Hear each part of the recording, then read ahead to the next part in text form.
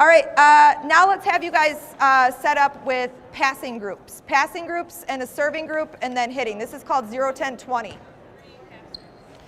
All right, this is another example of a finishing drill that I like to do. The passers are playing against the servers. I'm sure you guys have seen this before. And the passers have to pass 3 passes to get a point, and they start at 10. Their goal is to get to 20. The servers want the passers to get to 0. So what I really like about this is the passers might get down to 5 by having bad passes, but they end up working their way up, and it might take some time to get to 20 and finding a way to get the job done to finish the drill, rather than just doing 30 reps. This way it forces them to really focus and find a way to finish the drill. Another element that I like to do with this is add in hitters and a blocker. We had a male practice player who would block against the middles and right sides. That's how they would get their reps, which were more game-like for us during practice. And if the hitters made an error, that was a -1. So that's something that you can progress into, but that way the hitters aren't just going through the motions. They have to hit against a tough block or someone on their team's block, and they're just making sure that they're making good decisions with what they're hitting. And I try to give them feedback whether it's a good decision or a bad decision.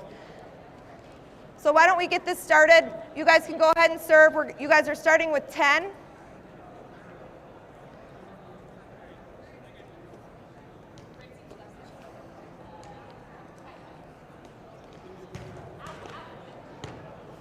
Two missed serves in a row is a point. So you guys are still at 10.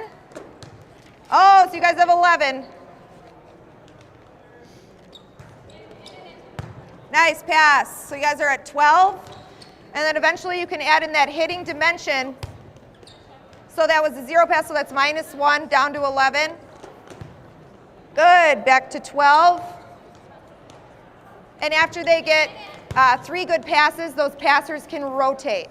But it really helps the servers also be aggressive because the servers are also trying to win the drill. There were times where our team was really struggling with this drill, and what our setter would do, who was a very good leader and our captain, is she would ask me, is it okay if I talk to the group? Absolutely. There are times when they were struggling with 30 in a row and 40 in 2 minutes. I encourage that they stop the drill on their own if they're having a really hard time finishing it, huddling up and talking to each other and finding a way to finish. That teamwork, having them work through that to finish the drill is really helpful. Nice up. Good. And I really like the hitting element of that. It also shows, like we would have the kind of guts that our setter had. She could just set high back sets to her right side the whole time, but she worked really hard to set that 31, or we call it a C set, even with passes that were off the net, to work with our hitters. It showed me that she had guts once again. She could have made the easy decision and just set it back, but she had guts, and she still had faith in her team to get a point, even though the pass wasn't ideal. She found a way to still work that middle in. And those are conversations that you can have with your setter. You want them to challenge themselves.